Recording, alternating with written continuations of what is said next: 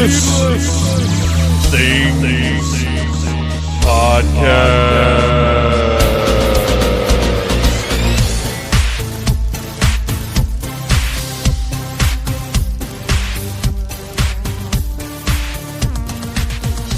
Hey, Phantomaniacs, welcome to the newest episode of the Needless Things Podcast, where we talk about toys, movies, music, and all manner of pop culture dorkery. Happy holidays. I hope everyone had a great Hanukkah, if that is your holiday of observation. I hope everybody is preparing for all the other holidays coming up.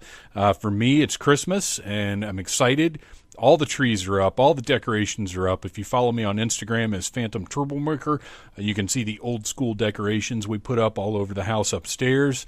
Really cool stuff that we got from Sourpuss Clothing. I can't remember the web address, but they're great. If you know them, you know they're great. If you don't know them, you should go check them out. They have great sales all the time, and they carry all kinds of really cool stuff. So here's the deal. The past 3 days have been really shitty for me. And I don't mean that figuratively, because here's what happened. 1 o'clock a.m. on Tuesday, I woke up and there were problems. The problems were very apparent that they weren't going away, and that I would not be able to sit at work for 12 hours with these problems. So I called my boss at 2:30 after an hour and a half, which may not seem like enough time to give it to go away, but I know my body, I know how my systems work, and this was an issue. So I called my boss. I said, I hate this to call now, but I can't come in today, which also means I had to use 12 hours. If you read my review of the Ghost show, or I guess my post about my Ghost post from earlier in the week here on needlessthingspodcast.com, then you know that my paid time off is very, very valuable, because my vacation time and my sick time all come out of the same bank. And now here at the end of the year, I have some saved up to carry over into next year to give me some backup sick time if I need it. I was not anticipating using any of it this year, but that's what I had to do, because there's no way I could go into work like that. And of course, when I made that call, you know, I was concerned that I'd get up at like 8 or 9 or whatever and feel fine and have used up 12 hours of my paid time off for no good reason. But there was no risk, because at my job, we don't get breaks. I've talked about this before, but like, just because you have to go to the bathroom or eat or whatever, you can't just get up and go whenever you want. You have to wait until you have time to do that. And when you do have time to do that, it may be 6 minutes.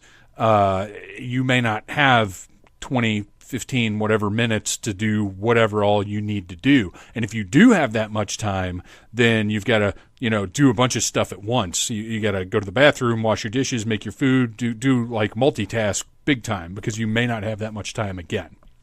And I know some of you are thinking, well, that's insane. They can't make you work 12 hours like that. Yeah, they can.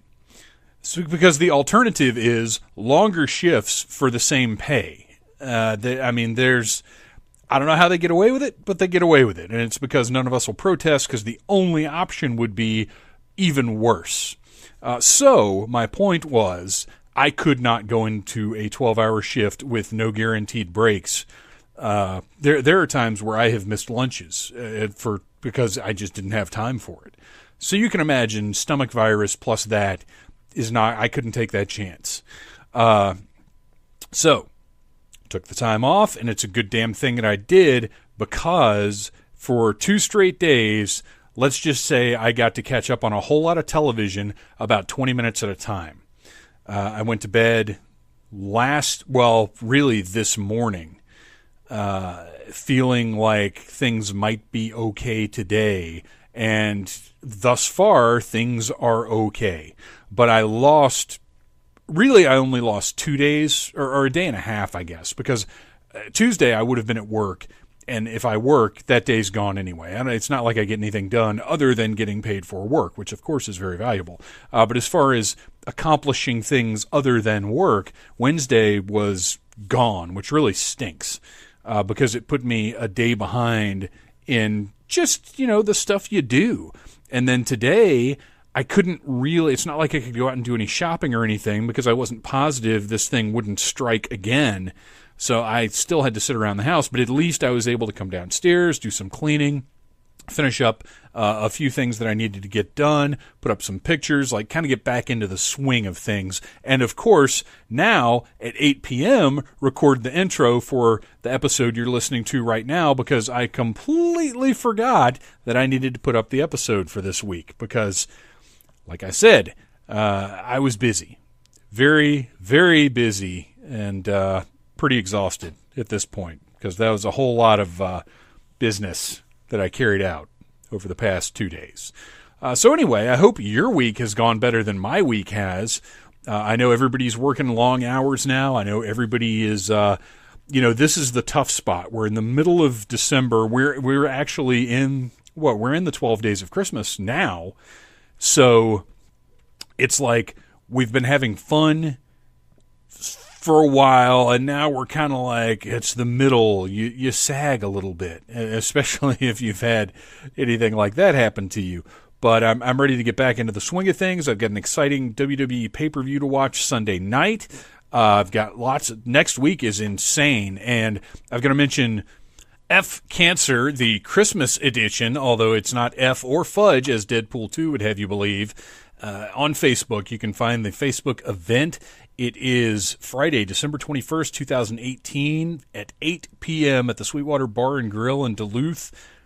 Join the Atlanta Bearded Sinners as we say F Cancer. Nick Zakaria, Demon Bolt, Learning to Count, and the Casket Creatures will be performing as we show that Atlanta gives a damn. Vendors, raffles, food, drinks, and live music. All proceeds go direct to the cause. Now, that's important, and that's why I wanted to get involved with this thing in the first place, was all the money they take at the door, all the money they take from the raffle, that is all going straight to Fudge Cancer, like I said, as Deadpool would have you believe, or PG-13 Deadpool would have you believe.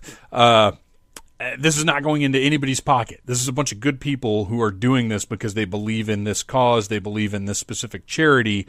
So when you go, know that every dollar you spend at the door on the raffle will go to the right place. Nobody's lining their pockets on this one. This is going to be an incredible show. Lots of our friends are there, and it's going to be a great time. So get out and have some rock and roll fun for a great, great cause. What else have we got going on? I don't know. I'm exhausted, you guys. I feel like I'm always saying that in these intros, but there's always something going on. It seems like every week there is a new hurdle to overcome, a new challenge to meet head on. And this week it was something really, really unexpected. And but I'm back in action now. This weekend I'll be at work, but I'll be getting stuff done. I've got reviews to write. I've got stuff to get in the can for my week off, which, by the way, next week I will be using a little bit more of my PTO to take a lovely week off to celebrate Christmas as much as I possibly can with family and friends. So as horrible as my Christmas week schedule is, at least I do have a week prior to that to have as much fun as I possibly can. So I hope you guys are going to do the same thing. And now it's time for this week's episode. Speaking of having as much fun as you possibly can, one of my inspirations for starting Needless Things back in the day, the actual website, Needless Things, was a gentleman named Adam Pawlus, who runs 16bit.com and galactichunter.com, as well as a couple other sites here and there.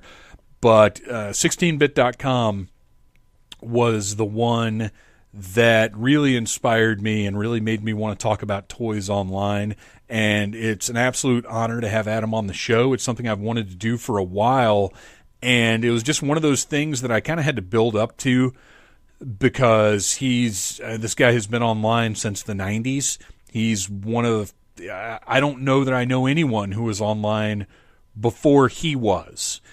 To me, this is a huge deal. I'm very excited that he came on the show. I'm very hopeful that we'll have future episodes where we can focus on different aspects of toy collecting. But today's episode, for me anyway, is attached to Christmas in a very special way because Star Wars is a Christmas thing.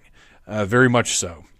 From my earliest Christmas memories, there were Star Wars toys. And for the past, 40 years, there have been, or I guess 39 years technically, but there have been Star Wars things involved in Christmas in some way, whether it was getting toys from Santa, whether it was ornaments, whether it was years ago, my mom got me this really neat commemorative stamp set. Like there's always some, and it's usually from my mom, some little aspect of Christmas has a Star Wars flavor. And of course, the last few years, having movies released at Christmas time, which I really miss that we're not getting one this year, but at the same time, I sat down and watched Solo the other day.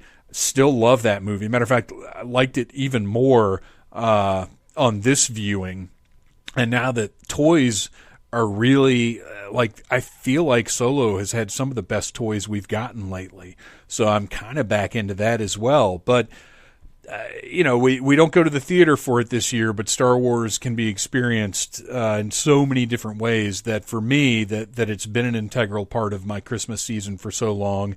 It always will be. And that includes next week's Needless Commentary, which I can't remember if I've said exactly what it is or not. I know that I've said it's Star Wars themed, and I know that I've said it's going to give you guys your Star Wars holiday fix that you need oh so badly. But it's a good one. Our pal Chad's going to be in town. We're going to sit down and we're going to watch something awesome. And I'm not talking about the holiday special. I don't know that I could ever make myself watch that again. But anyway, now it's time to talk Star Wars toys with our new friend Adam Pawlus from 16bit.com and galactichunter.com. It's a great conversation. I know you guys are going to enjoy it.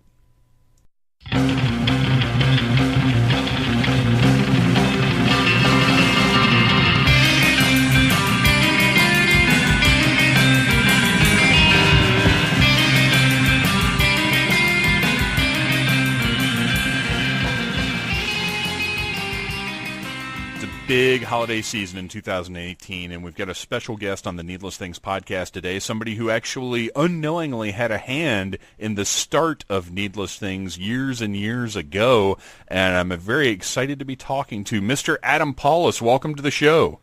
Well, thanks for having me this morning, afternoon, or whenever it is you people out there are listening to this. Yeah, we've got a cross-country conversation going on, which is why we love Skype and we hate Skype. It's the glue that holds together the gears of our podcasts. That's exactly right. So you have been writing about Star Wars for how long now? The first official thing was August 95. That's wild. Oh my Yeah, I was gosh. in high school. I graduated in 94 and probably did, because, we came up right as computers were starting to become part of the daily life. Like, in school we had like Oregon Trail, but we really didn't have practical usage of this is going to be a daily part of your life. No, they definitely they forecast the fact that you needed to know what a computer was and be familiar with keyboards and stuff, but absolutely no idea how it was going to do anything. I'm just still amazed they were smart enough to say, okay, this is going to be something, so just sit them down in cross-country USA and they'll figure it out when they're 20. Right, yeah, exactly. But you're an early adopter. If you were getting online in 95, I was online in 91. Oh my gosh, what? Yeah, Prodigy and all that stuff. My dad would bring home a modem on the old Macintoshes, and he'd just be like, here, figure this out. And I would go online and find toy communities online in 1990, 1991, see people arguing about Street Fighter II and fake Final Fantasy II walkthroughs, and you couldn't even sell toys on Prodigy officially, so the slang evolved to selling toys was trading for Yoda skins because it was green and it was like a flat skin thing. So there was a lot of weirdness. Gosh, wow, that's wild. So this just you on your own developed this interest in computing and being online. Well, basically, when I was 2, my dad brought home an Apple II Plus and just said, here, figure this out. And I don't know what I was doing, so I was just playing games and stuff. And then when he would go on business trips, he'd bring home his black and white Macintosh from work, which is a $1,000, $2,000 machine in 1984 and said, "Here, play with this." So that's what I would do, and which is insane if you think about it. Taking your big computer home from work and just giving it to your idiot kid. That's what he would do. And then we finally got a Mac of our own, and then we got a modem, and every now and again he just dropped like, "Here's an HTML book." I'm like, "What am I supposed to do with this?" He's like, "I don't know." So so I would just figure it out and be like, okay, in 95 I started writing about toys. Actually, it was the day he got laid off of work. Because we had nothing to do, and there was a rumor going around that you could mail away for a Han Solo Stormtrooper figure from Fruit Loops, which is completely insane to hear out of nowhere when there was no new Star Wars figures in stores for years, and Fruit Loops cereal it sounds like a joke, but we had to go grocery shopping, and I found it, and that was the day I started the very first Star Wars newsletter that I wrote, because, I got to tell other people because no one's going to believe me until I say it 50 times. Yeah, absolutely. Wow. Yeah. So I was thinking back I think the first computer we had in the house, or that I had access to, because my dad used one for business, but I was not allowed near that one.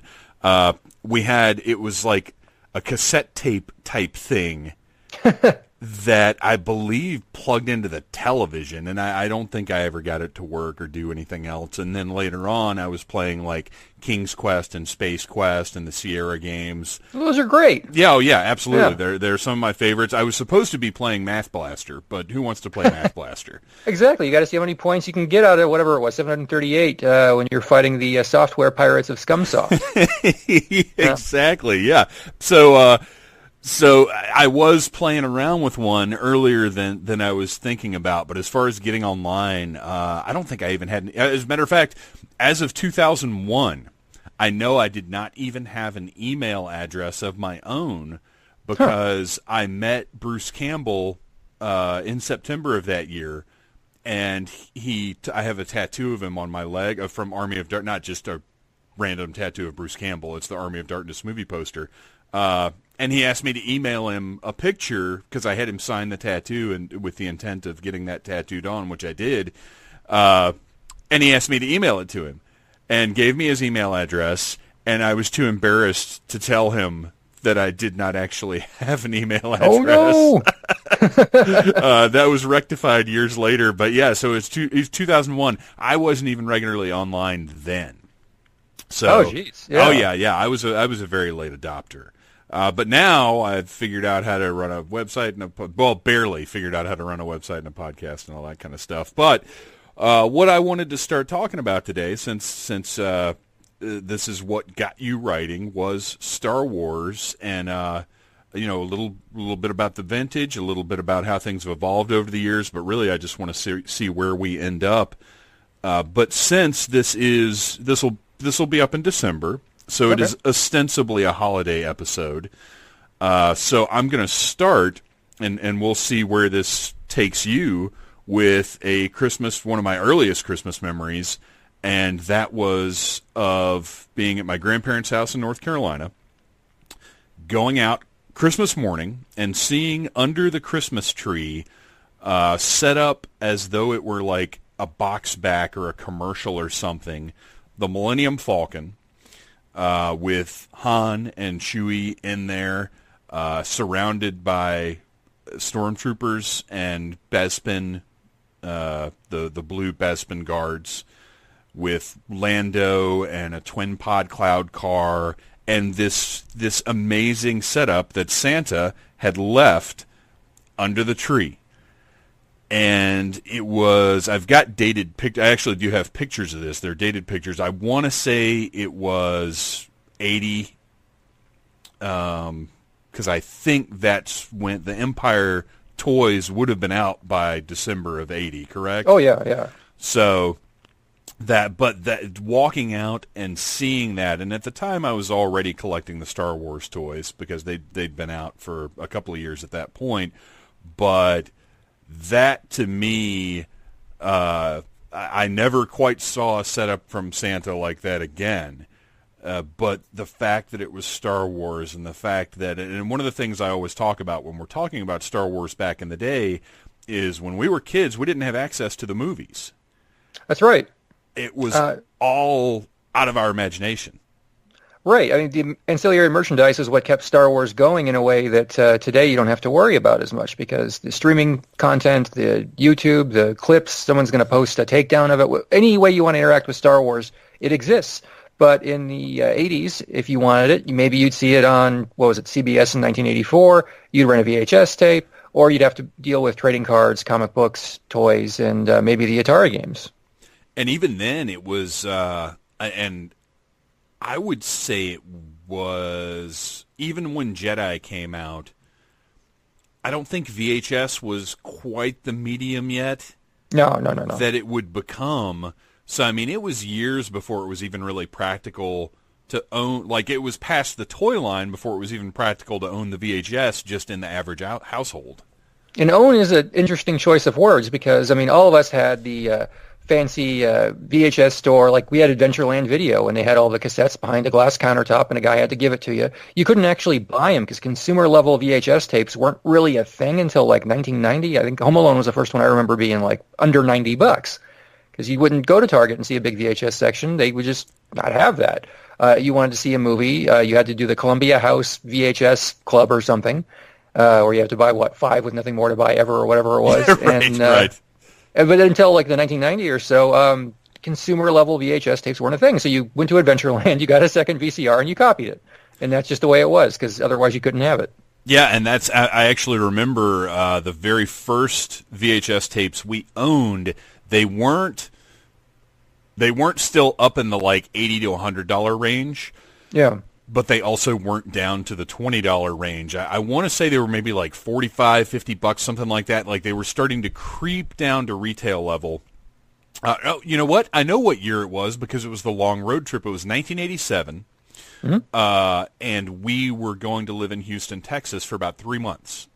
And my dad, a very, very clever guy, rigged up the camcorder, the VHS camcorder that we owned, to a little TV in the GMC van that we owned. And he built a console that sat between the two captain's chairs in the front of the van and put this little TV, and it had a little nook for the camcorder to sit in as well, so that my sister and I could watch movies on this long trip to Houston, Texas. And we went to, I want to say it was Blockbuster, but I don't feel like Blockbuster would have been, yeah, I guess in 87, right? Yeah, it's about right. Yeah. That's about when that started really taking off, and they started gobbling up all the competition. Yes. Yeah, that's right. So we went to Blockbuster, and we were each member of the family was allowed to purchase one video. I bought the Looney Tunes movie. My dad bought Kelly's Heroes. Oh. And I cannot remember what my sister and my mom bought, but we had 4 movies to watch on the trip from Atlanta to Houston, Texas, on this incredible little, very much predating video screens being built into headrests. Yeah. I mean, that's always the amazing thing to see what kind of craziness your dads could come up with in the 80s, because it's not like today where you can just go to Walmart and buy a TV that's also a computer screen, it's also a game console screen, and everything else. You had to find this wacky monitor for your computer that's only black and green, so when your TV explodes, then you have to rig that up and watch that for a couple of weeks. Yeah, and then everything you see is pink. That's exactly right. Oh, man. So, so we had to use our, and I'm not saying this is any better or worse, it's just at different times. We had to use our imaginations to imagine what these little figures of Han and Leia and Lando and everyone else were doing. What is one of your earliest Star Wars memories of playing with the toys or even just the movies? My first memory was we went to Lionel Playworld to get the Wampa figure, because I loved creatures. And we came home from there, and on the trunk in my bedroom was a C-3PO and a Chewbacca. So that was where it all started, those 3.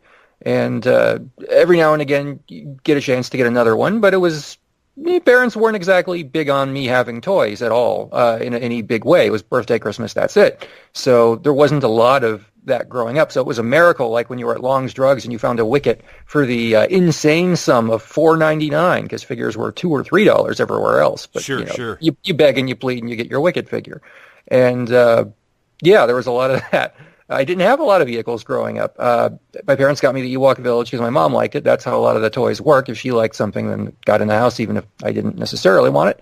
But yeah, and that's how it kind of steamrolled. But by 85, 86, she wanted to go to antique shows. And at antique shows, Star Wars were garbage. So I could go there and get something for 50 cents or $1. And I've been going to collectible toy shows quite a bit. And by 1990, I had every single one of the vintage figures loose because tenacity and nothing better to do. Eventually you'll find that $10 pop-up lightsaber R2-D2 and a Power of the Force card and rip it open because you wanted one. And $2 size Froms and stuff that, just people didn't give a crap until the Zahn books really started to come out. Yeah, the Zahn books kicked... well, I won't say they kicked interest back off because I was fortunate in that my little group of friends from the late 80s to the early 90s, which at the time seemed like an eternity, but now looking back was probably like 2 or 3 years. Yeah. We're all super nerdy. We were all really into Star Wars. So for us, we were always talking about it, thinking about it. There was, to me, the lull that happened for a lot of people, like you with continuing to collect, kind of wasn't there, and I feel fortunate for that. Yeah, because when everyone else had their lull, I mean, all of my friends' older brothers were selling their stuff, and I'm like, how much you want for your Boba Fett? And they're like, $1. I'm like, what else you got? Oh, that's amazing. And see, I'm envious of that because the lull I did go through is that at one point because I tend to say that I've been collecting toys since I was born, but I do always have to sort of make the correction that there were a few years where I put everything away. Now I never, started playing football or anything like that, but kind of just stuck to comics and other kinds of media and didn't really mess with toys for a few years until 95 when Star Wars came back. Okay, that's funny because, I was always in it. When Star Wars, I was quote-unquote done with it. When the vintage line had pretty much completed everything I was going to buy, I still went to the toy stores and looked at stuff. So I'd buy a Batman Returns figure here and there. Not a lot, just a couple from each one. And then the Micro Machines kicked things off in a big way. Playmate's Star Trek line was really fun to follow for a little while.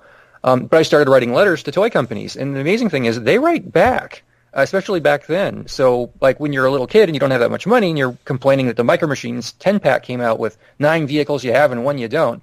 It's like, dear Mr. Goldman at Galoob, what's going on here? I eventually was writing letters to the CEO of Galoob, and he'd send me stuff. I get stuff early every now and again, and he was the nicest guy. And that's kind of what kicked off the newsletter idea. Was just like, hey, they're giving me computer printouts of upcoming products. I can tell people what these are. And the same thing happened with Star Trek, and there were Prodigy posts where I would go on about that stuff. And like you said, it's a different era. Getting and sharing information about toys has always been really, really tough. And I always wanted people to know about everything coming out so they could get what they want, whatever that may be. And it was nice during those little lull periods because you could kind of sneak around, too. And people weren't as protective about sharing information. No one cared. Yeah. Non-disclosure agreement wasn't a word. Unlike today when you go to my day job is in the toy industry, and you got to sign your life away just to see what's coming out in the next 18 months.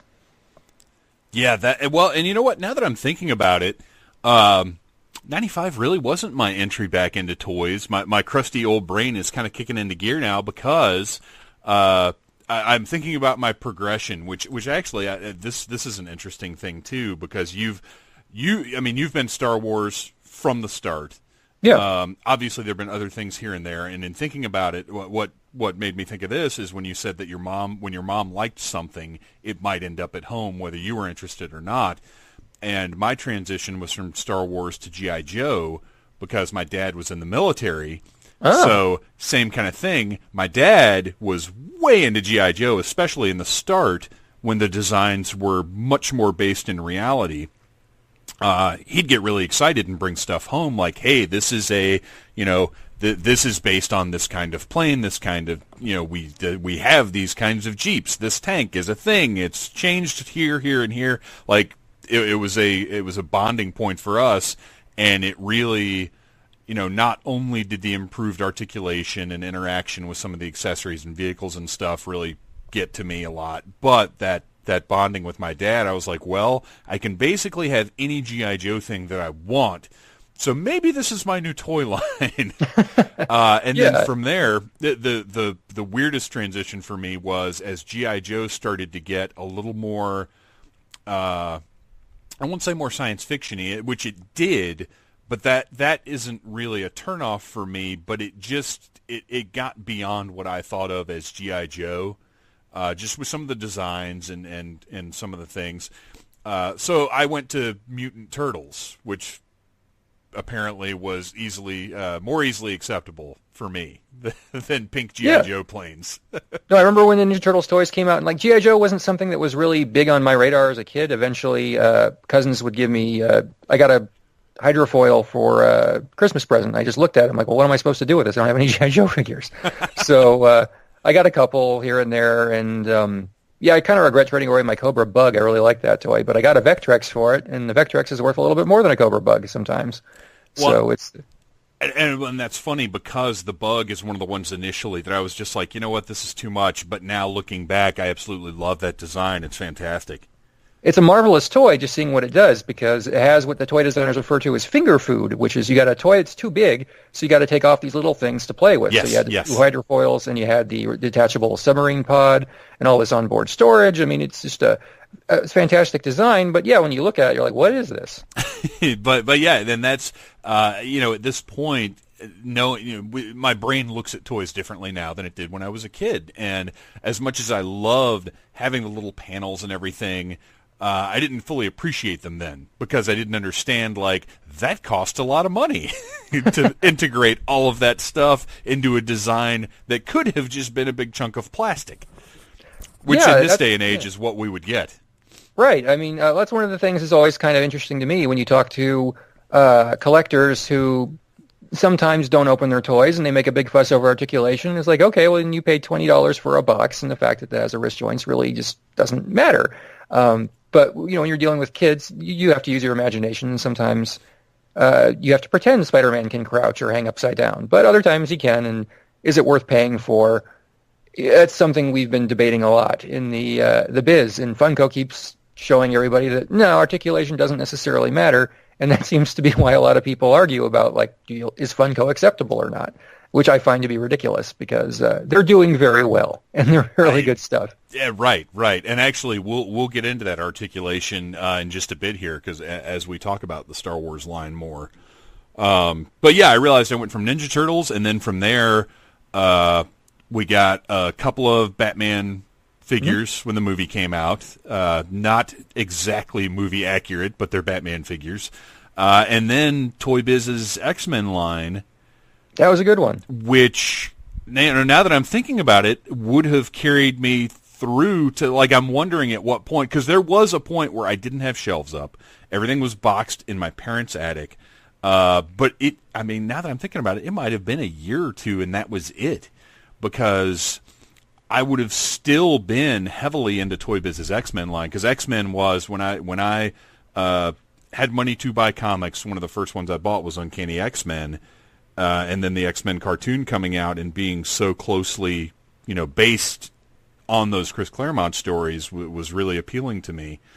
So even though I was getting older, getting into high school and all that, I was still buying stuff. So I guess maybe I had like a year or so where I wasn't really buying much. Now that I'm thinking about it, that's very interesting because it seems like there was a long stretch, but I guess there wasn't. When you're a kid, a couple of months may as well be an eternity. I mean, what you did one summer, if it was affecting enough, especially if you're under 10, it may as well have been 5 years.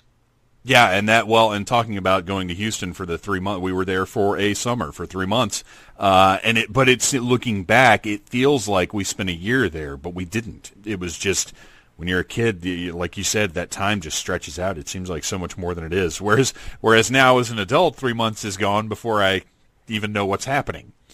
Yeah, I mean, I moved back to where I live now in 2010, and I've basically been working out of this basement since 2011. It's just like, where the heck did the last 7 years go? I haven't really moved around that much, but yeah. And honestly, the world of pop culture has had a lot of changes, but not that many. I mean, we've been still doing the same Marvel stuff, and Star Wars never really goes away. Transformers are still here, and it's not as chaotic as it was in the 80s. So let's talk a little bit about some aspects of the Star Wars toy line. We've discussed the original toys a little bit, just in that they were part of our lives. I played hard, made stories up, did whatever I did. I'm looking back, as I was thinking about all of this stuff, again, dusting the brain off because I knew we were going to be talking. I'm pretty sure my favorite figure from the original line, the one that I used in every story I told, every time I played, was Boba Fett. With that character is so amazing, not because of anything he ever did in the movies, not even because of anything from the expanded universe, which I'm one of the ones that dearly loves the old, or I guess Legends as it's called now. Loves the expanded universe, but as a kid, obviously that hadn't even happened yet. I just loved that figure. I loved his little oddly placed colored panels. I loved that he looked so different from anything else in the line.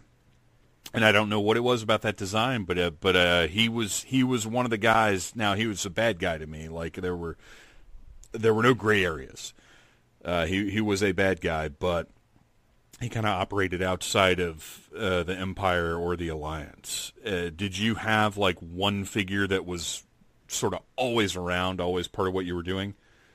No, I don't really think so. I mean, I didn't have that many when I was a kid because the line kind of up and died when I was pretty young. And I maybe only had 20, 30 figures when I was before the era where I had to start going to garage sales and flea markets. But yeah, I really liked my Tauntaun. The Hoth stuff was neat because I grew up in Arizona. Snow is completely foreign to me. So, it's just like saying you have a planet made of crystals or, magical floating islands in the sky. It's like, what's all this white stuff? I'd never seen anything like that. So I had a lot of Hoth stuff. Not an AT-AT, but I had a Snowspeeder, a Wampa, a Tauntaun, Luke. Eventually I got a Han from a flea market. And, I liked all that stuff a lot, but there wasn't a lot of room for conflict because I had Darth Vader, a Stormtrooper, a Biker Scout, a couple of miscellaneous aliens from Return of the Jedi. I mean, I had a lot of Jabba's goons, but no Jabba. It was kind of ramshackle. And with all those toy catalogs, you spend a lot of time thinking about what you don't have. And sure. It's not healthy, but that's what happens. And that's what got me going around looking for other stuff because I didn't have enough to actually put together a whole scene. Like you have Han and Chewie, but no Falcon. I had a Land Speeder, and I love the Land Speeder. And I remember being over the moon when I finally got my original outfit, Luke, Leia, and Han, and that was like 4 or 5 at the time. So in building your collection, and I guess looking back at that original vintage line now, is there a particular figure that, maybe not because of the character or even the figure design, but just the process of getting it that kind of stands out to you? I'm still waiting on Vlix. Right. Yes, we got to talk about Vlix. Absolutely. Let's give us the Vlix pitch. So the Vlix pitch. Basically, when I was a little kid, I was going around to all these garage sales and flea markets, and I met this one dealer who actually owns a store up the street from where my wife's parents live now. And he had these figures from Brazil, and they were new then because they came out in '87 and it was 1989, and it was just amazing to think that they were still producing Star Wars toys somewhere in the world. And he goes, well, the R2 and 3PO are a little different if you want them. And being an idiot, I didn't buy them. They were like $25, $35 each, and that's a lot of money when you're 10. But you flip them over, and you look at the back, and I saw Vlix. And it's just like, they didn't make a figure of that guy. What's going on here? And he's like, I don't know. I've never seen one. And I'm like, did they make him? And he's like, I don't know. And I'm like, I got to find out if this thing exists. And that's what kicked off the quest for the actual toy, because later they released Space Adventure collectible books, and they would show black and white photos of the unproduced Ewoks and Droids cartoon figures. So it's like, okay, so there's really prototypes at least. And I didn't know for sure whether or not Vlix got made until like the mid to late 90s. And every time I find him, it's like, okay, how much is he? It's like, okay, in a couple of years I could save up that much money. And then they add a 0. And it just keeps happening. The closest thing I ever got was this year. I don't know if you talk about Glyos much on the show. I haven't caught up with your entire backlog yet. We have focused on Outer Spacemen a few times. Yes, I should do that one. But we haven't, as a whole, we haven't talked a whole lot about it. So if you want to lay down what the concept is for the listeners. Well, this is basically, there's an indie toy line made by this guy Matt Doty, and he does a really great job. And right around the time he launched, he found me at Comic-Con and talked to me a little bit because he read my stuff too. And we've been shooting back and forth a couple of years. I buy a lot of his figures. And earlier this year, I wrote the 2000th figure of the day at one of my sites. And I said, hey, I want to review something of yours like a day or a week early if I could, because he usually announces things the day they're released. And he's like, hey, how about we collaborate on something? So he made his signature character, Faden, in Vlix colors. And it's on my desk right now. I'm holding it in my hand. It's one of my favorite things because it might be the closest thing there ever will be to a mass-produced Vlix. And Vlix was this space gangster from the Droids cartoons. But it made a big impression on me because we taped the Droids cartoons off of TV, and I thought Vlix was really cool. But I can't have one. And every time I go to Hasbro, I ask. When I go to talk to Gentle Giant about their Jumbo Kenner line in my meetings with them, I go, so when are you doing Vlix? I mean, it's something that comes up a lot, and I've been full-time toy professional since 2005. Almost no one knows what I'm talking about. But they're amused that it matters to me so much. They just don't seem to want to make it yet. And I've pitched it for exclusives. I've asked for all kinds of things. It doesn't exist yet, but that's sort of what I've been going after. The longest one that I actually got was probably Yakface, because I'd spent a couple of years tracking him down, and I got him for Christmas in 1990. So to specify a little bit, to give the listeners a little bit of context, when you talk about pitching him as an exclusive or whatnot, without getting too toy industry heavy, you have been involved with some exclusives that have come from Hasbro, though. Is that correct? Yeah, I'd say I probably got somewhere between 50 and 100 figures I've had some involvement in. So just a couple. Just a couple. But as far as that goes, is it a matter of it's that time of year, there's a set possibility, or what are some ideas? Like how does that pitch work? It changes depending on who's in charge and what Hasbro feels at the time, because their policies change around a lot, and part of their internal management is really interesting. And they're very interested in cross-training and moving people around. So if most people, not the big executives, but a lot of people in Hasbro, every 3 years are moved to a new team, a new department, or a new position. So nobody gets stagnant, but you also lose some of that cultural memory. Some people, like the engineers, are there for a really long time, but sales and marketing people who do the line planning get moved all the time. Like one of the big guys on Star Wars just got moved to Hasbro Games. And remember that about this time next year. Right. No, just saying, keep that in mind. I'm alluding to something awesome. Okay. But I can't tell you what it is. Okay. Yeah, no, stuff gets moved around a lot. And when you want an exclusive, typically how it works is they go, hey, do you want this exclusive? And they've already developed it, and you have to say yes or no. And sometimes it's a great item, and you want it exactly as is. And there are other times where you look at it, and you're like, okay, well, maybe we could change this or change that. And most of the time that doesn't happen, but I'm kind of annoying, and I know what I think I want. And they're very accommodating for my eccentricities. Like there was going to be, I don't think I'm telling tales out of school here. We did a Clone Trooper box set back in, no, wait, that was a different one. No, this one too. There was a Clone Trooper box set that was released in 2005, and it came with this poster, and it has these, the Clone Trooper molds were the not super articulated versions. That was what the toy was supposed to be. But I saw it, and I'm like, I really want the super articulated ones. And they're like, well, we're going to use these molds. I'm like, that's great. I really want the super articulated ones. So I just kept going and going, and I go, and I also want deco variants. I want some damage, and I want some non-damage, and I want all the rank markings, and ended up working out that we changed it from 8 figures to 16 different figures with all the deco variants. And I don't think anyone really knows that the poster was the original intent. But I knew, because I do all the Q&A columns and everything else, I'm also a lot more public than a lot of people involved in a lot of the toys. Sure. So they're going to fire at me and be angry at me if I don't get them the perfect thing. And sometimes you can't do it. And sometimes the tooling's just not available, or it can't cost out, or whatever. So it's always a collaboration, but typically Hasbro pitches us a great idea and we take it. Like we had a Mandalorian and clone set a couple of years ago. I've got it, and it's incredible. Yeah, I mean, that was mostly Hasbro. I think I made like 2 little comments because one guy originally looked a little too much like Jango Fett, and another guy in a very, very early piece of concept art had a Jedi lightsaber symbol on the chest, which I guess would be a lot more interesting, but it's kind of counter to how the characters usually behave. Thinking back on it, I was like, yeah, Jedi Mandalorian, what's the story there? But it didn't happen for whatever reason, and I wasn't too keen on it myself. But they come up with spectacular ideas, and but the droids, that was me, because I wanted robots. Yes, yeah, and I love, well, not only the droid set, but the fact that the shape, because to me, it's funny. I get very into packaging, Yeah. And the box that droid set is in. You're talking about the Astromech set? Well, there's been a few. There were two in 2006, and then there was the one about 2 years ago. Yeah, yeah. It was in a droid-shaped box. That's the one I'm thinking of. That as soon as you see it, I open just about everything. Unless it's an item that I don't really have a spot for on my shelves and has really nice packaging, and I just think to myself, oh, I'd kind of like to keep this in the box, or some of the stuff that's coming from Super 7 lately that just has gorgeous card art. Oh, absolutely. That I feel like I have to keep this up. But for the most part, I open everything.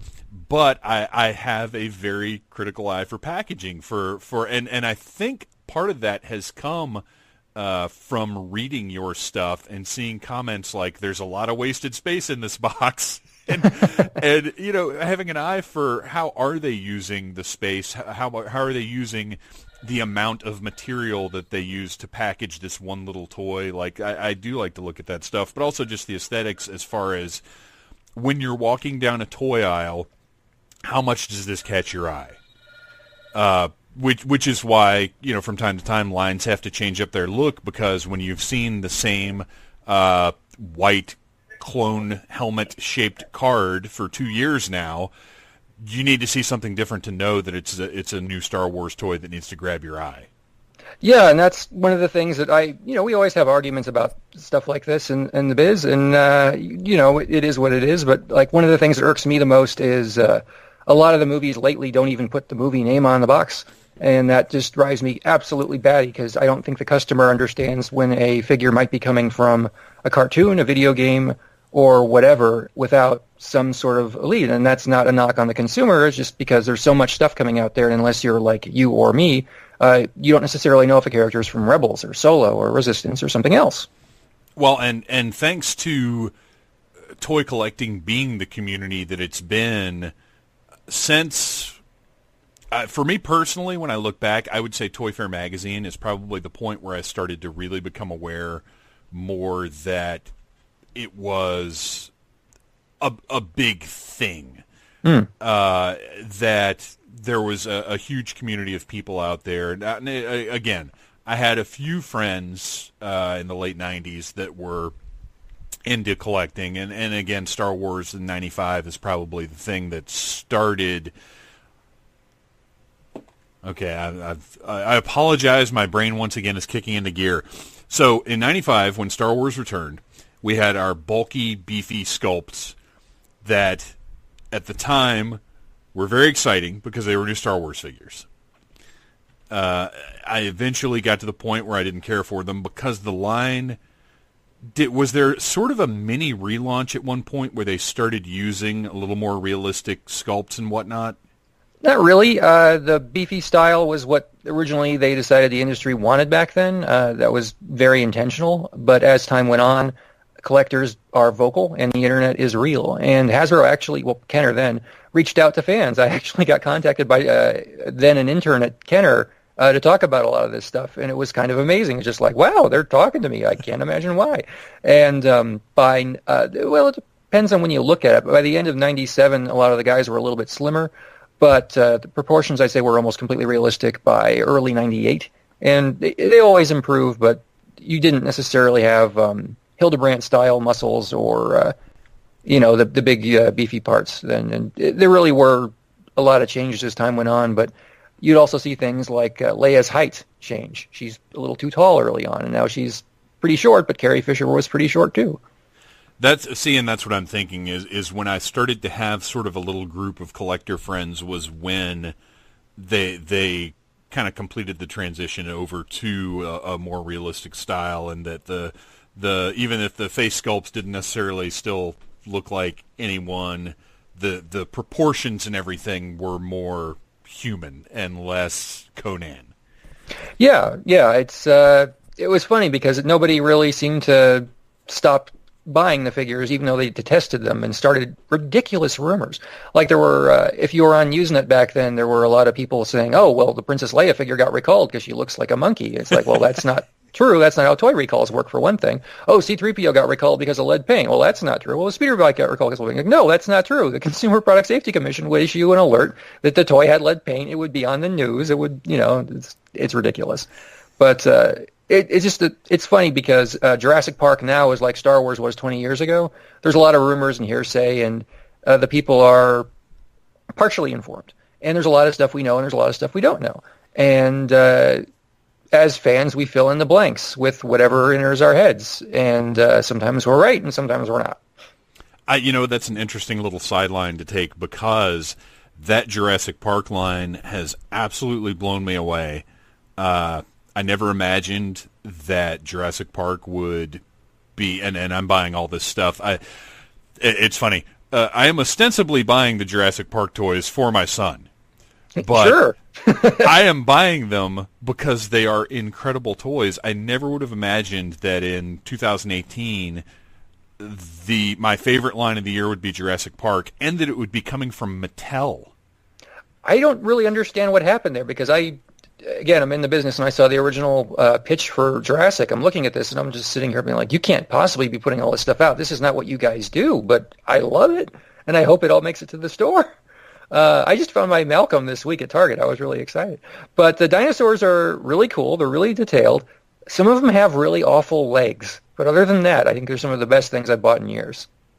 Well, I think that's what was so amazing to me is that, and look, I love all toy companies. They all have their great moments. They all have their flaws. Mattel, of late, especially with kid-oriented lines, has seen less success than I would like. Imaginext is the only area where they consistently delight me, but it's meant for preschoolers, and I'm not a preschooler. When I found out they did the Adventure People Alpha Star Alien, again, it's on my desk. I'm holding it right now. I just went nuts because this is something I got some of the test shots of the original one. I had to rebuy that because my parents had me sell it at a garage sale, so I bought a mint in box one in college instead of dating, and yeah, that's where I go with this kind of stuff. I mean, you want something fun to play with, and you want kids to be interested. And Hot Wheels are going to do great, and Barbie's doing what Barbie does. But the male action toy market is really in a world of hurt because boys age 4 to 11 want screens. And there are exceptions, but typically a lot more boys are kind of being a little bit closer to who we are. Like, you might get a toy as a souvenir when you see a Marvel movie. Or Transformers or something like that. And it doesn't always mean you're going to be a collector. A lot of companies are referring to this stage as kidult, and it can last into your 20s, where you still buy toys. You don't necessarily play with them imaginatively, but you're critical of them, and you consider things like points of articulation and all that stuff.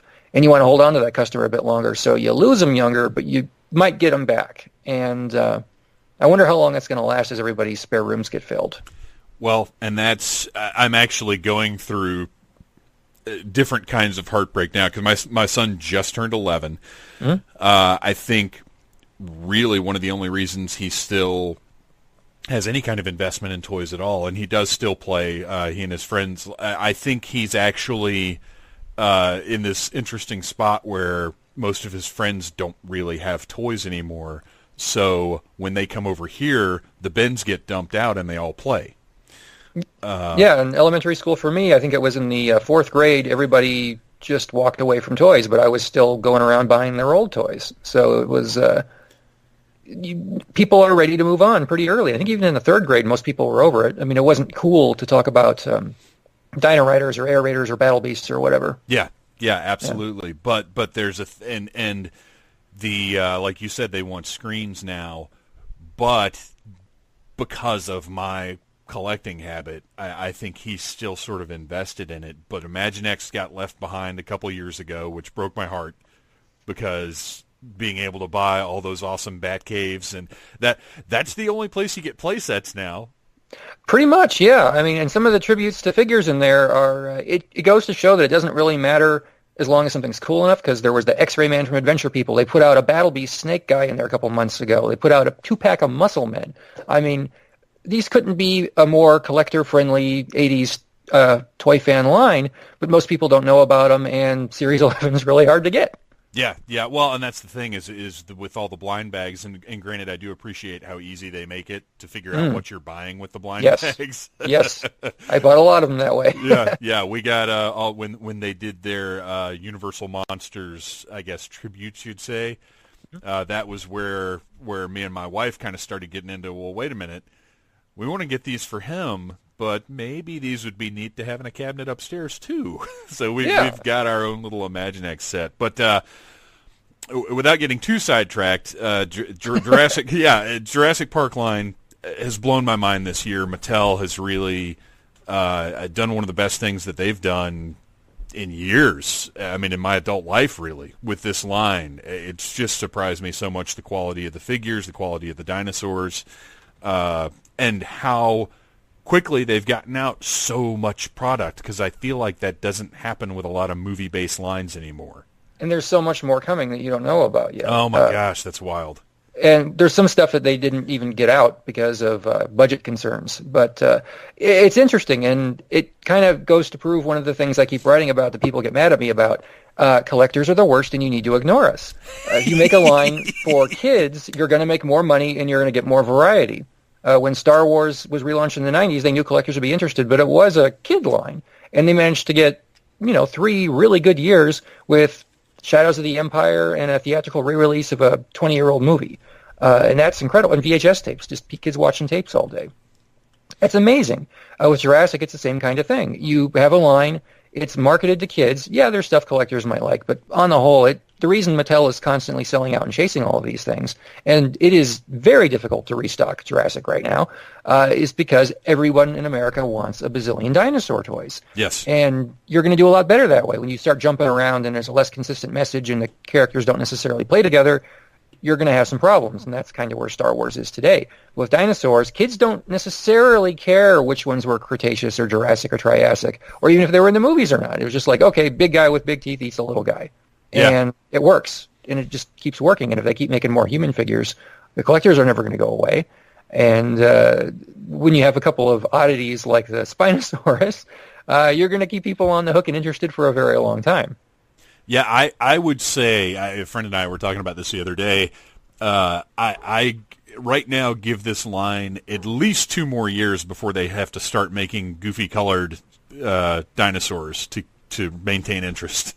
I hope they still do. I mean, I have most of the Chaos Effect ones. Oh, I love that. They're great. Yes, that's exactly what I'm talking about too. I love that. Well, and also my hope for Jurassic World, as loony as it was that B.D. Wong's character would end up making like cyborg warrior dinosaurs. Because I mean, how many times can we really go to the island of secluded dinosaur danger? We have to evolve this plot. And to me, crazy robot dinosaurs is the way to go.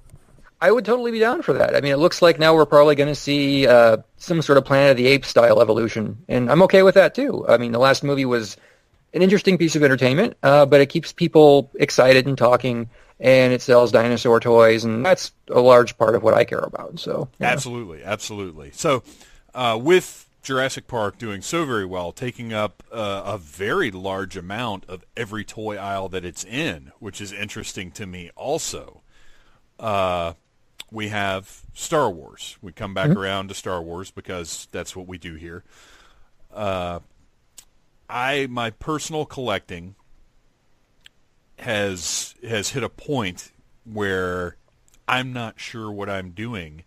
I can't see a day where I just won't buy Star Wars toys, but we now have a 3 3/4 inch basic line that to me, and I'd be interested to hear your opinion on this. To me, that 3 3/4 inch line with the generally 5 to 7 points of articulation right now.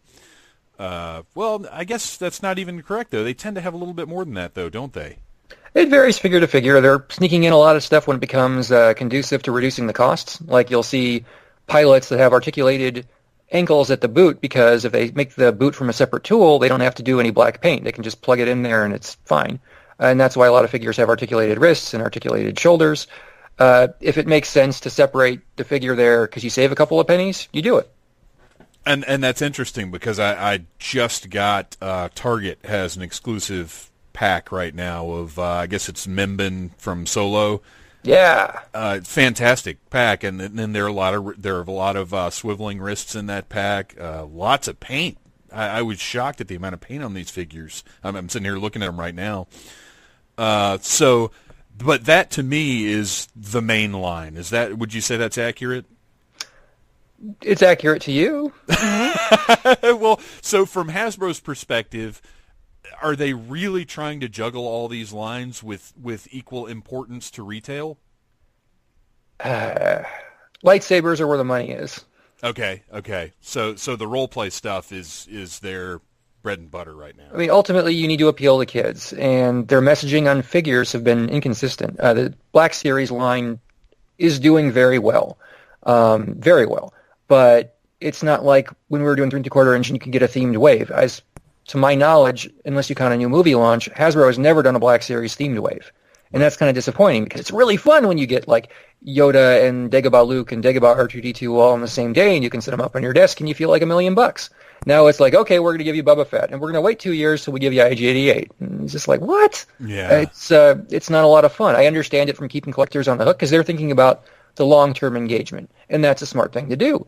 But there's a lot of collectors who look at a line, and if they can't get Darth Vader or Boba Fett, they just look at you like, I'm not going to buy this. Who do I care? Who's Finn? I don't know who Finn is. And you need to have something where people can immediately look at a figure and go, okay, that's what I want. And one of the dangers is, and we saw this with Star Trek, as the universe expands, people get splintered. The prequels were the first example of that because there were people who said, okay, I'm only going to buy original trilogy stuff now. And then there were people when Disney bought it said, okay, I'm only going to buy Lucas-era stuff, or I'm not going to buy any of the TV stuff, or I'm not going to buy anybody from post-Return of the Jedi. They just set arbitrary lines in the sand because they want Rogue One stuff. And that's kind of where we're at now because we can't make anybody happy because we've gone from having 3 movies to 6 movies to, what are we at now, 10? I think we're at 10. Well, I think we're, 6 numbered movies from the Lucas era, 2 Ewok telefilms, and 4 Disney movies, plus the Clone Wars theatrical feature. It's a lot. And if you only release 20 to 40 figures a year, that means you can only make 1 to 2 figures per movie if you spread it out evenly, and they don't. And they don't necessarily make them from the same scenes. I mean, Hasbro has confirmed, and I can say this, that with the sail barge coming next year, there will be an increased emphasis on figures to go into the sail barge, which is good. Yeah, that's great news because I jumped in on that when I had to. I might have been the first person to buy it because I was in the Hasbro Toy Fair panel for it, and they go, okay, we have a new thing coming up from HasLab, and everyone was just watching with their jaws open, and I'm like, okay, what's the URL for this? I want to be the first one to buy it. Like HasLab.com. No, okay, it's got to be Hasbro.com/HasLab or HasLab.Hasbro.com. I'm like, oh, I got it, and it said 0 supporters. I'm like, well, I'll be number 1. So I bought mine when it said 0 supporters. I can't get them to officially tell me that it is in fact true, and they told me that they will not tell me that I am number 1. Sure. And I'm like, okay, so I'm going to assume that I am. Yeah. And because I bought it before you even announced the URL or that it was on sale right now. So, at least as far as I'm concerned, I'm the first person to support it. But I digress. What's important right now is Black Series is making a lot more money for them because they cost a little bit more. They're top-tier characters that people are excited to buy for the first time still. I mean, They waited a couple of years to put out Darth Vader, and it did really well. They still haven't made a lot of Empire Strikes Back stuff. I think I can count the number of prequel figures on 2 hands. Gosh, we've got 1 Jabba's palace alien other than Jabba himself, and we have a Gamorrean guard, and that's pretty much it. It's fascinating to me how retailer exclusives, and I'm sure over the probably next year or so after Toys R Us going under, it's going to be interesting to watch where exclusives go. But to walk into one Target and see piles of Gamorrean guards and Moloch, right? Yeah. See piles of them. And then to go into another Target and see not even a spot for them. It really is interesting. Target size classes really do vary widely, and also do the customers. I mean, growing up in Phoenix, there's lots of different regions. And if you go out west, it's a little bit older. If you go out west and south, it's a lot older. And in certain areas, you'll see turnover of certain characters. And like by the Arrowhead Mall, we had this one Toys R Us where Jango Fett pilot figures would not sell. you would see pegs of 30 Jango Fett pilot figures and nothing else. And they wouldn't order because they've got 30 Collection 1 or Collection 2 figures sitting there. It's like, well, we have enough. We don't need any more. And Target's kind of the same way today. If there's some neighborhoods who just don't want certain things, and there's some places you go and you're like, okay, Jurassic sells a little better here. Other places you go, it's like, okay, Star Wars sells a little better here.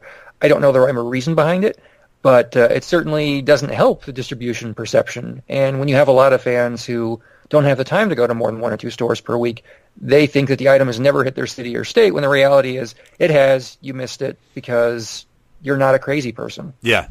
The last time there was a retailer exclusive that I really felt like did not make it here, that I never saw a trace of in the Metro Atlanta area, was the Walmart exclusive Jabba the Hutt in the 3 3/4 inch line.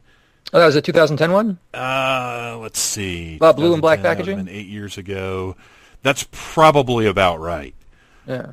And we ended up going on a trip to Walt Disney World, and because I am a bit of a crazy person, went to a Walmart like 5 miles 5 miles away. And the only reason we ended up going is because it's the one time we did not stay on the Disney property. We were staying with my wife's parents in a condo that was off the property. So it didn't feel like violating the magic to go travel somewhere. Yeah.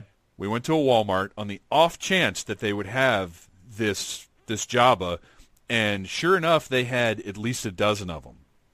Yeah, here I found it behind a Nerf gun. Somebody tried to hide it, and I found it. So good luck, buddy. You know? Right. So, but yeah, it's very interesting to see that distribution. But as far as Star Wars currently goes, it's difficult for me to look at the 3 lines. I can't. It used to be very easy to say I'm sticking with this one style. This is all I'm buying because I know that eventually, even if a character comes in a different scale, eventually I will see it in the scale that I'm collecting. Now, I don't feel that way anymore, especially with my preferred, because the super articulated 3 3/4 inch figures are, that's what I have on 12 feet of shelves behind me going from floor to ceiling. Mm-hmm. That's my collection. I love that stuff. And those are still coming. You're going to get more of those next year. And see, that's great to hear. I love to hear that. But this more basic line, I guess kid-oriented line, we're getting some amazing sculpts. We're getting some great-looking paint. I actually have, in my opinion, the head sculpt on the Han from Solo that I've got in that line is better than the Vintage Collection one that I just bought. Or at least the head looks better. I say sculpt. What I mean is it's not that it necessarily looks more like Aiden Ehrenreich. Mm-hmm. It's just that, to me, it's a better-looking head. But I'm finding that these more basic figures look fantastic, and certainly as someone who opens them, fiddles around with them a little bit, and then puts them on the shelf, they look great.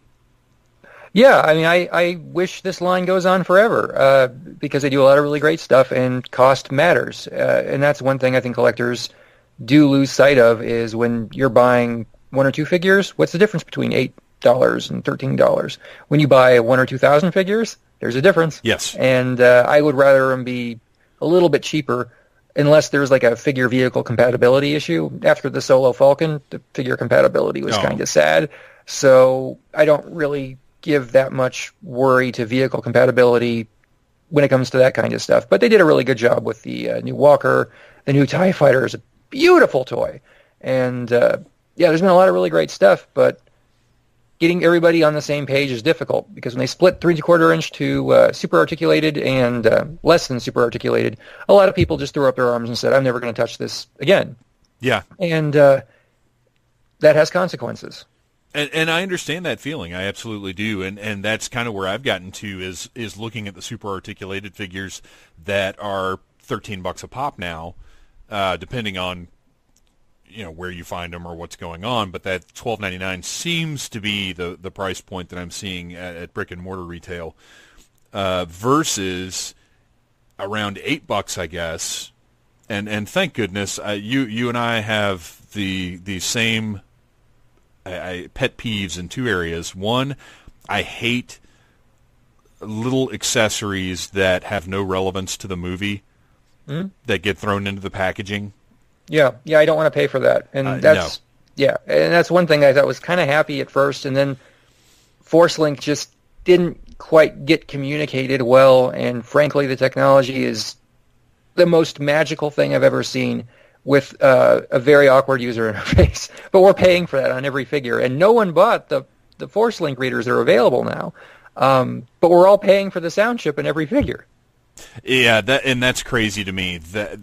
I feel like there's got to be a better way to have done that, because I still very clearly remember how I felt about toys when I was a kid. And as a kid, looking at the Force Link reader, it's not interesting in any way. Making the figures talk was something that I did. Yeah. And to me, I'm not giving up. You know, when you're in the toy aisle, the trade-off is, do I want a Force Link reader, or do I want Han's cool speeder? Yeah, that thing's expensive. They're right around the same price point. Yeah. And I'm going with the speeder. The speeder's a much better experience, and just because of execution, I mean, Force Link, for those of you who don't follow this, had a Bluetooth update via app. And the problem is the update was really hard to install. And on top of that, a lot of the figures in the firmware, they still don't have final voices. So it says firmware update required on, I'd say, about 20% of the figures at least. Oh, gosh. Still. So they don't even work yet. And it's just, it could have been so much better. And when I saw Force Link as a concept, I was really kind of annoyed they limited it to 3¼ inch, because a little RFID chip isn't that expensive. You could put that in literally every toy Hasbro makes, and Force Link could be something implemented in Nerf, Baby Alive, Transformers, Black Series, you name it. Oh, wow. Every figure you had could talk. They had no thoughts on this. This is what I was just barking at them about because I'm crazy. But the Force Link reader should have been something that makes Hasbro toys a Hasbro toy, because, and this is not the perspective anyone seems to be considering it from, I don't mean Hasbro, I mean fans too. Sure.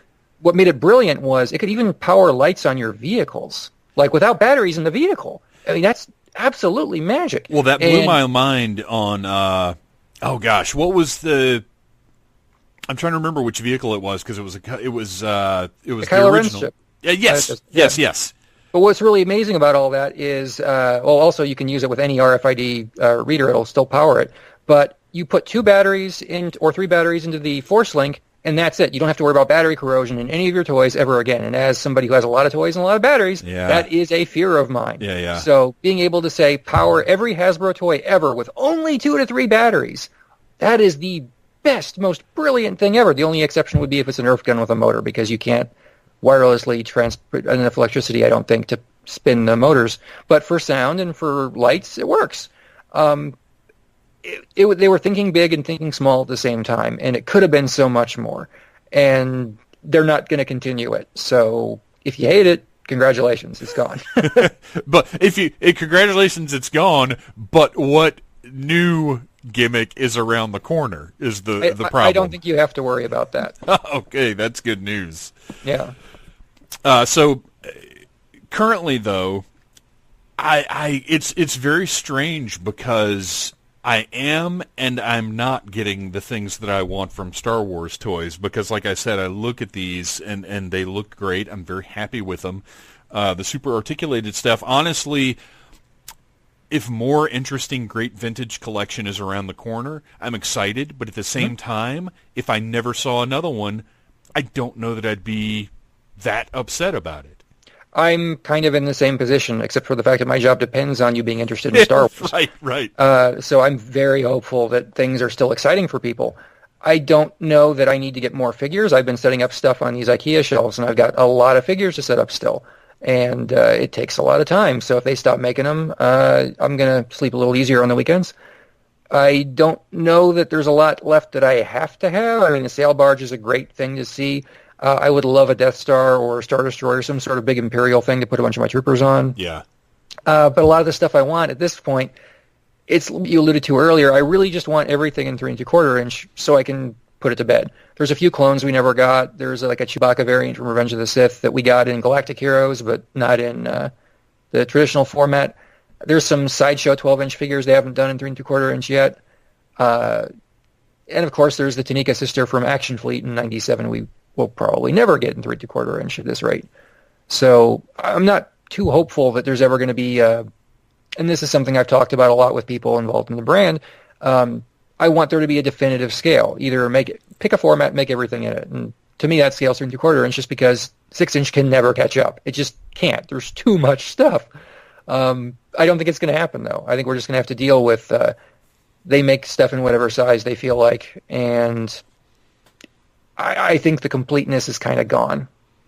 Well, and also for me, 6-inch, and this is when I sent my first email to you, this is one of the things I mentioned. 6-inch looks amazing. I just picked up that 4-LOM, and he's beautiful. The paint is incredible. The fine detail in the sculpt is just he's a wonderful figure. His little elbow hinges the wires. Yeah. Oh my gosh, the way that those slide up and down his forearms. I mean, just wonderful toy engineering there. So I adore the 6-inch, but it'll never be my Star Wars home because vehicle-wise, it won't happen, and I have to have my vehicles. And I'm not. I didn't buy any. I haven't bought any of the 6-inch scale vehicles except for when I found the land speeder at Walmart for $12. Yeah, that's pretty much all of them at this point are getting down to about that. In the industry, again, this is a thing that all of us toy people like to argue about, but it definitely seems that collectors look at a certain price point and they balk at anything above that, and that's usually around $30 with a couple of exceptions. It's too bad. I mean, I think there should be more low-cost items just because you don't want people to think about spending money. You just want them to spend the money. And at $60, you could probably gamble correctly that there's going to be a 10% off sale pretty soon. And $5 off is nothing to sneeze at.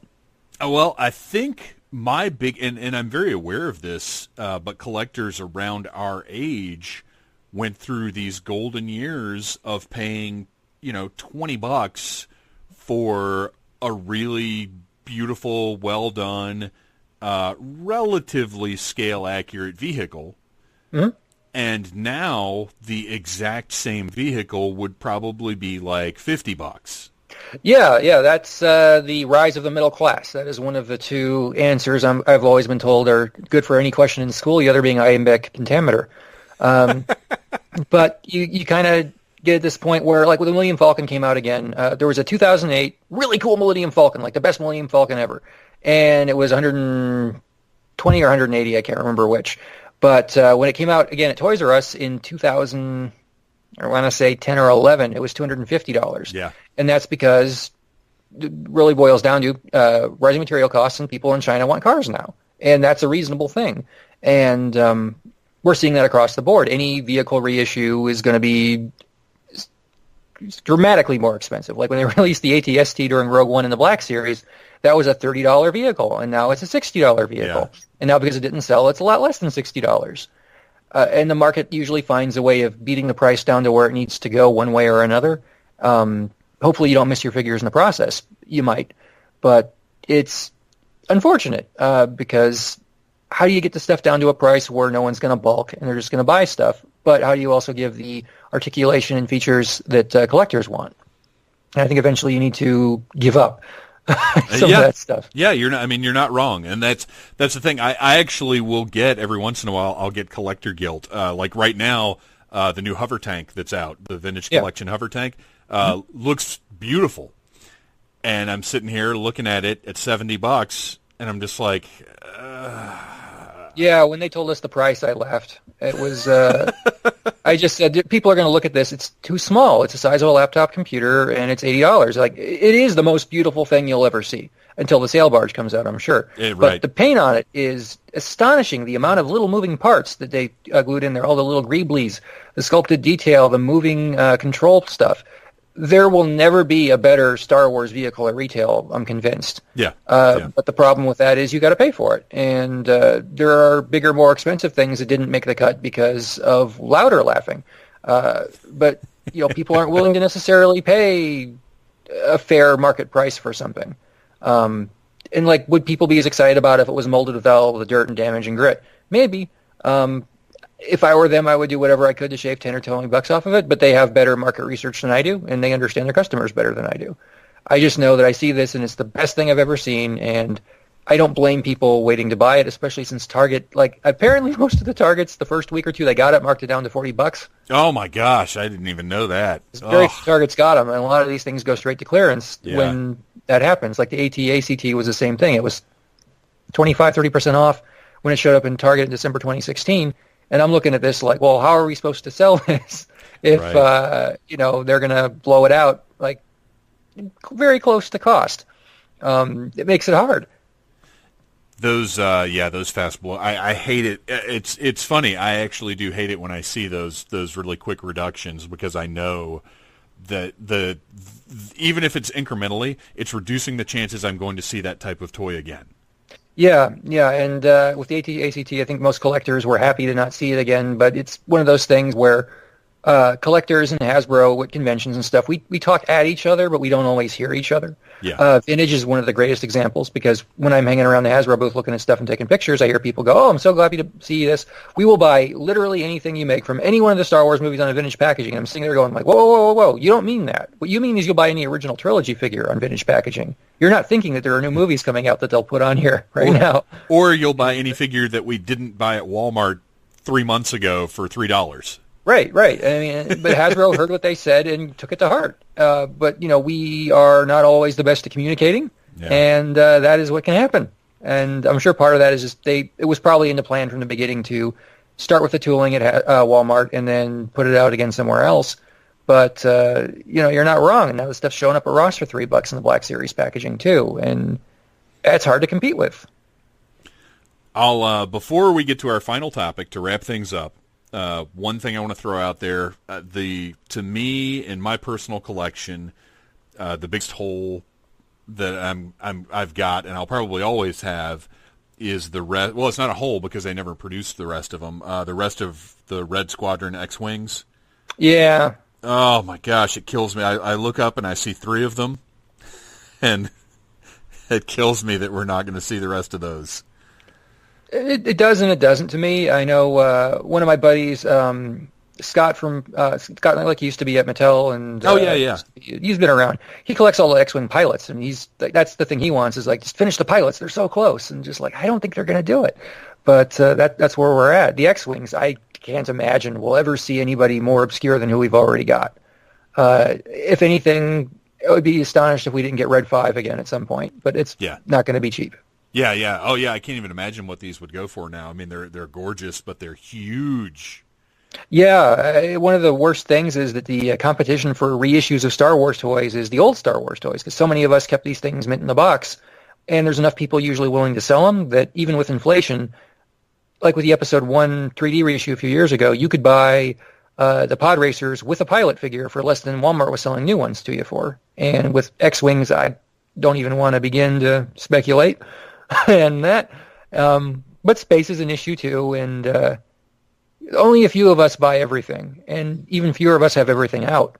So just the considerations of where does the toy live? How does it exist with other toys?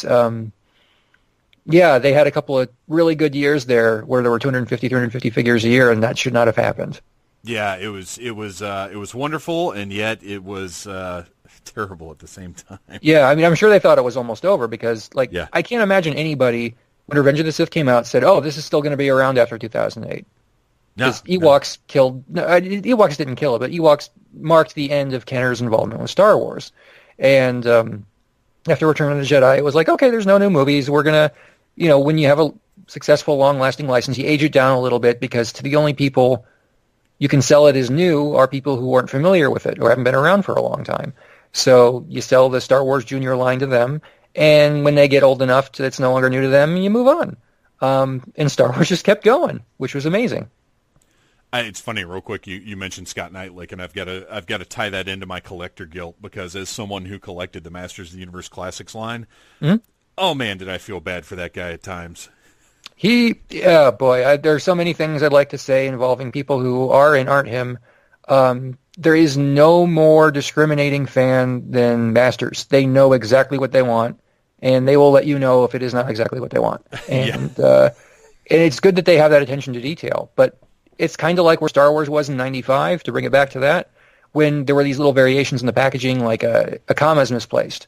The warning label is printed versus a sticker. The lightsabers got bigger and smaller. When you only get 1 or 2 figures a month, you have a lot of time to pay attention to every last detail. Gosh, you're right. And when you drip feed people stuff like this, you're going to analyze the crap out of everything you buy. And Masters fans don't have that much. So I don't blame them at all for being this on edge about everything being right. And when the factory screws up, when it's on the boat, you can't do anything about it. And once you've paid the factory, sometimes they'll just fold their arms and be like, well, that's what it is. And that's what it is. Well, and I think that was a lot of, looking at it at the time, that was a lot of my feeling was like, there's so much of this stuff that's just beyond this one man who gave us this incredible line. There's so much stuff beyond his control that you guys are just losing your minds about. But he did his best, and, as a fan, you have a right to your feelings. You have a right to your emotions and your opinions. And, I can get a figure that's perfectly good, top to bottom, nothing wrong with it, but it's a character I find boring. So, it's like, am I going to necessarily be putting up the pom-poms and starting a cheer? No. Yeah, it's the best it could be, but I don't have to love it. And in some cases, like, I never had a problem with his stinkor arms at all. I didn't even notice till someone pointed it out. Dude, so much of that stuff was, I wouldn't even know this if I hadn't seen it online. I wouldn't even have realized that this was this thing. Yes, and stinkor arms, perfect example. Yeah, I mean, when things start decaying, okay, then you got problems. I haven't had a problem with any of my figures other than Leech's net, but everything else has been perfectly fine. I also take pretty good care of this stuff, and because you live in a dry desert here, it's going to be a little safer a little bit longer, but everything's going to decay eventually. Everything's going to go wrong eventually. It might be 5 years. It might be 20 years. Like, I'm already seeing sticky residue on some of the 2011 Outer Spacemen, and that's a lot sooner than I expected. Yeah. And there's nothing we can do about that. Some of your troopers are going to turn yellow just because of the plastic, regardless of how much light they're exposed to. Some of your packaging is going to turn yellow, and the glue is going to dry up, and the bubble's going to fall off just because that's time. So, yeah, there might be an imperfection on your figure today, but, rest assured we'll all be dead soon, so you don't need to worry about it for too long. Well, we've only got a few minutes left. I know you've got a time limit here. Yes. So, 2 things. One, when we wrap up, I want to be sure you put over your sites where we can find you online, and of course your Patreon. Sure. And but real quick, we got to talk about the micro collection. Yeah. I when I was a kid, I had a couple of pieces. I remember, and I hope I'm remembering this correctly, the extremely exciting commercial where Luke got thrown out of the window of the little Bespin fight area. I don't even remember the commercials, to be honest with you. As a kid, I had the Hoth ones, and I love those. It is there is, I believe, a commercial for the micro collection Bespin World that very excitingly has these little die-cast figures fighting, and then Luke goes flying out the window. Yeah, I'm sure you can look it up online. I just looked it up on YouTube. It's up there. Yeah, excellent. But I dug the micro collection, but it wasn't. To my parents, it was a different toy line, and thus I never was able to get into it as I wanted. What is your fascination with them? As a kid, I only had the Hoth ones, and I wanted the rest of them because they weren't very big. And that's one of the reasons I started going around to all these antique shows and toy shows, was to get the rest of them. And it took me quite a while till I met somebody who had any for sale. I still don't have a complete Millennium Falcon after all these years, but I got pretty much everything else. I liked them because they were small, they were relatively cheap. It was really the only viable way to get some of these bigger areas as play sets. With the Hoth set in particular, you got everything. You got the generator, the ATST, the ion cannon, some giant novelty supercomputers. You got the Wampa Cave, which is something I'm trying to get people to make a new one of for 3 3/4 inch figures, and I can't seem to get anybody to do. Because it's like, make a Yeti cave. And they're like, well, we can't get the Star Wars license. I'm like, great, call it the Sasquatch cave. I don't care. Call it whatever you want. Leave out the Tauntaun bones. Put some foot pegs in the ceiling, and I'm going to be very happy. You're going to sell a bunch of them. But it's not happening. But yeah, I like them because they're small. They connect together. It's a purchase that by buying one, those little hooks in there tell you have to go out and buy another one, which is probably horrifying to parents. But as a child, it's nice because it says, okay, there's more to go. And this can keep going. And they didn't make that many of these things, and they made them of some of my favorite parts of the movie. Yeah, I definitely have had conversations about trying to convince a macro collection to happen, but that never came to pass. I think they're the best because it's a little collection you can put on a shelf, display it, and feel good about it. And we don't get a lot of that because nothing ever ends anymore. Like the Black Series started small, but now it's 150, 200 figures. The 3 3/4 inch line. I have more astromech droids than there were original vintage figures. It is ridiculous. You have to specialize now, and none of us really do a good job at it. Like, I'm envious of the people who are smart enough to say, I'm only going to buy Jawas, or I'm only going to buy Tusken Raiders, and I'm not going to buy anything else, because they're probably a lot happier, and they have a lot more room. Yeah, I've got a couple of friends who are very, very disciplined in their toy collecting, and I'm very jealous of them. Yeah, I don't have that. I mean, I just got well, they're launching tonight. I don't think this is officially announced anywhere yet, so if you get this up really soon, you'll have a scoop. The Transformers War for Cybertron Siege toy street date was moved to tonight, so they're going to be going up at midnight. Oh, my gosh. Thing. I got mine early because I ordered them from Vietnam and because I can as somebody in the business. Sure. Just send me my case now. So I've been playing with them. They're spectacular, but, you know, it's another Optimus Prime, and I've got like a dozen classic Optimus Primes now. Do I need a dozen classic Optimus Primes? No, but it makes me feel good, and I'll buy another one when they do another one in 2 years. And they're absolutely some of the most fun things I've played with in a while. And they're like a Marvel Legends figure, but a Transformer. Well, but I digress. No, it's fine that you did, because a comic shop up in North Carolina, where my family is from, just 2 days ago, I think, put up pictures. They were like, we cannot sell these yet, but here are the pictures of the new Siege toys we have in stock. And was it Hound, I think, and Sideswipe? Yeah, Hound and Sideswipe are the G1 Deluxe Autobots. Treadshot, no, not Treadshot. It's Skytread is the new version of Flywheels, a Duocon. And there's also Cog, which is one of the buddies of... I can't remember if it was Metroplex or Fort Max off the top of my head because I never had the big ones as kids. But those are your first 4 Deluxes, and there's an Optimus and a Megatron in the Voyager assortment, 3 packs of Micromasters, and 3 Battle Masters, which are like little Target Master guys. Well, the Hound and the Sideswipe in the packaging just looked gorgeous, and I was just... Oh, they will knock you on your butt. You need to order them tonight. That Sideswipe, the car mode is not really a great Lamborghini, but it's close enough to Hot Rod, or I assume we're going to get a Hot Rod from it. The robot for Sideswipe, it's like a half a rung below the Masterpiece. And the Hound, oh gosh, I got to send you a picture of New Hound versus the Universe Hound. You will laugh. It is astonishing how amazing the new one is. And I love these little blaster bolts you can put on them and make them look like you're getting shot and stuff. It's just, it's clearly a line for the older collector who's going to put stuff on a shelf and display them. Yeah. The car modes are fun. The transformations are much less of a pain in the neck than they have been on some of the other lines. The detail is great. The fake battle damage is either good or amusing at the very worst. Everything about him is fun. And you can like tear apart Cog and make him into like shoes and guns for other figures in a backpack. It's just so much fun. And that's one thing I miss from toys a lot is give me an excuse to interact with my toys. In Star Wars, Black Series and Marvel Legends in particular, there's very little room to innovate there because there's no action features. Collectors generally don't stand for things like Battlematic action or Thunder Punches or Kung Fu grips and what have you. But with Transformers, it's baked in there. And these have a little bit less of that, but at least you have that weird combining and the upsell of the line that turns into a sword for your Optimus Prime, or Hot Rod's Target Master Buddy, or Trigger Happy's Target Master Buddy too. I mean, this is the kind of thing that every company struggles with, is how to get you to buy more stuff. And with Siege, I think they really nailed it. Well, that's in reviewing toys and opening things. A lot of stuff lingers on my desk for a long time if it's got a good fiddle factor, I guess. Yeah. And Marvel Legends, you know, I love them, but they don't ever stick around here. NECA stuff does, with all the multiple heads and accessories and all that kinds of business. And obviously Transformers, the rare times that I buy them. Matter of fact, I've got the reissue Hot Rod is sitting right in front of me right now. Oh, cool. The one that just came out of Walmart? Yeah. I love him. I love him. I haven't bought it yet because I still got my Target Master one from when I was a little kid when they were on clearance at Lionel Playworld because nobody wanted to buy it.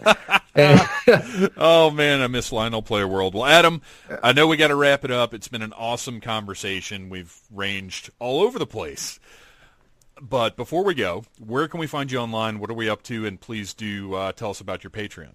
Oh boy, well, let's start at the Patreon. You can go to patreon.com/Galactic Hunter, which I use to pay the hosting fees for Galactic Hunter in 16-bit.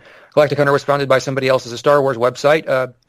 Basically, the other one gentleman who worked on it passed away a couple of years ago. The other one handed it over to me completely because he didn't want to work on it anymore.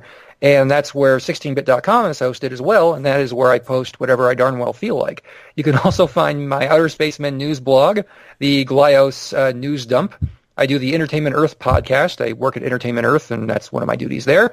I'm probably forgetting some stuff, but I review almost any kind of toy I can get my hands on. I cut it back a little bit this year because eventually I needed to actually have time to play with the toys.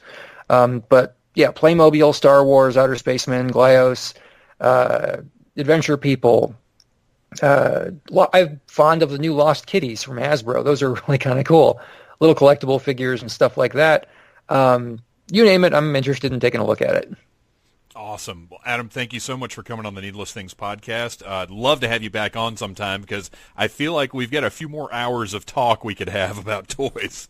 I apologize in advance to your listeners. Thanks a lot, man. I appreciate it. See you soon. As much as I enjoyed that conversation, what I'm really excited about is the potential for future conversations about specific aspects of the Star Wars toy line over the years. Like, I really would enjoy doing a full, or maybe like a mini cast about various segments of the toy line, like best features, best vehicles, that sort of thing, and really get into some good Star Wars toy talk. But we'll see. After the beginning of the year, I will contact Adam again and see what kind of stuff he's up for. And hopefully you guys, well, I know hopefully about it. I know you guys enjoyed that one because if you're a constant listener of the Needless Things podcast, then you are in all likelihood a toy fan, or at the very least a Star Wars fan interested in the history of the franchise. So get out, do some Christmas stuff, do some holiday stuff, have a great end of your year, because let's wrap this year up. 2018 was what it was. There were some absolute highs, and there were a few lows thrown in there. I'm sure everybody has a similar story. We all had varying quality throughout the year, but I think the best thing to do now is to look forward to 2019 as an opportunity to make ourselves better, to make our lives better, and to do what we can to make other people's lives better as well. Be kind, be gentle, but be firm. Can you be gentle and firm? I think you can be. You can be gentle and firm at the same time, right? But regardless, you can always be kind, and you can always think about what you're going to say before you say it. Think about what you're going to post before you post it. Don't be a jerk. Don't be a jerk is a pretty good rule of thumb.